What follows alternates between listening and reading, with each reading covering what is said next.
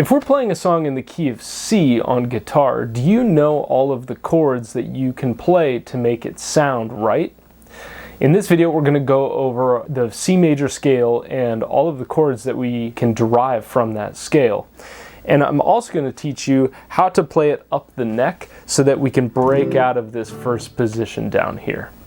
So let's start with the C major scale. Sometimes you'll see it played here. 1, 2, 3, 4, 5, 6, 7 octave. We can also play it on the second string here, and I'm going to do that and show you what that looks like because it's easier to visualize the whole step, half step relationship when you're just playing on one string. So it's C, D, E, F, G, A, B, C.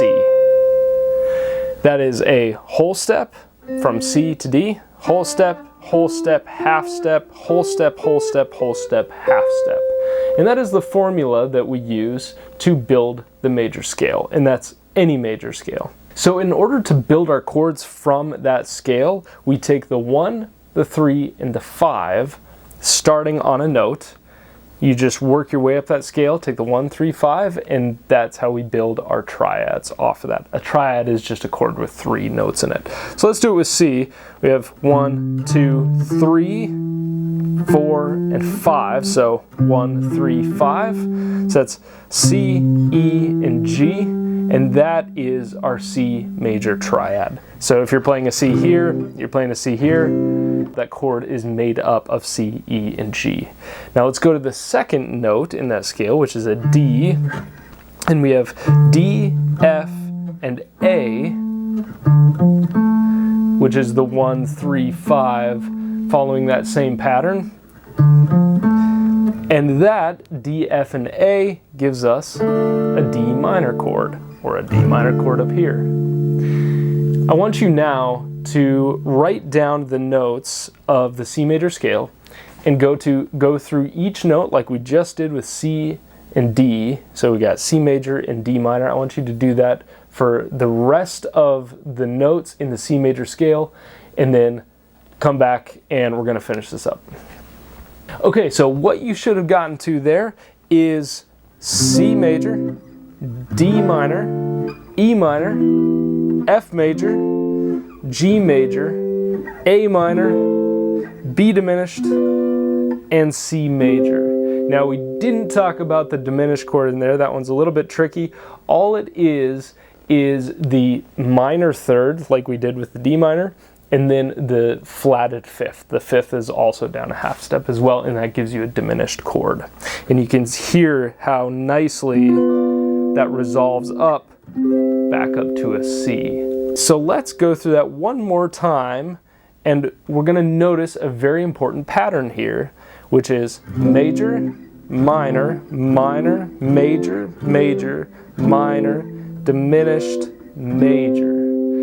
That pattern is the same across every single major scale. So if you're playing in G, or you're playing in F, or you're playing in D, or you're playing in C, or B flat, it doesn't matter. You just go through the notes of that scale, of that major scale, playing that pattern of chords, major, minor, minor, major, major, minor, diminished, major, and that's how you unlock all of those scales.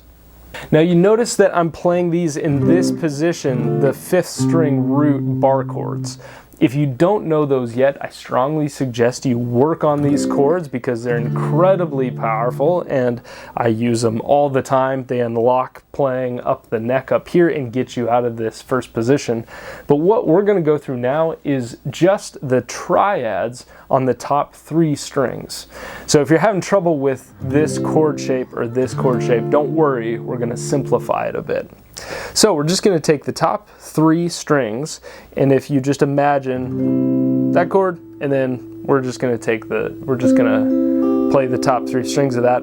It's actually the 1, 3, and 5 that's our triad right there of the C major scale, and same when we go up to the D minor as well. It's the 1, 3, 5 in that order. So C major is that shape. D minor is this shape, the minor shape. E minor, F major, G major, A minor, and then B diminished is, there's our 5th, and we're just going to move that back one, and then up to a C major. So let's do that one more time. We have C major, D minor, E minor, F major, G major, A minor, B diminished, and C major.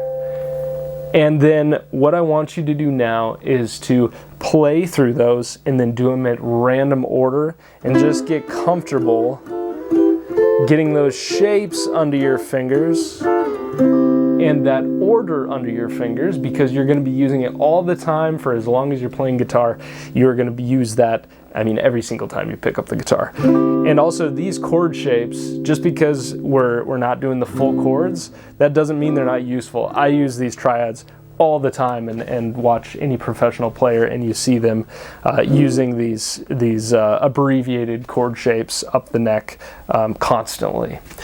If you like that video, please subscribe. I got more coming out on this concept, and we'll see you in the next one.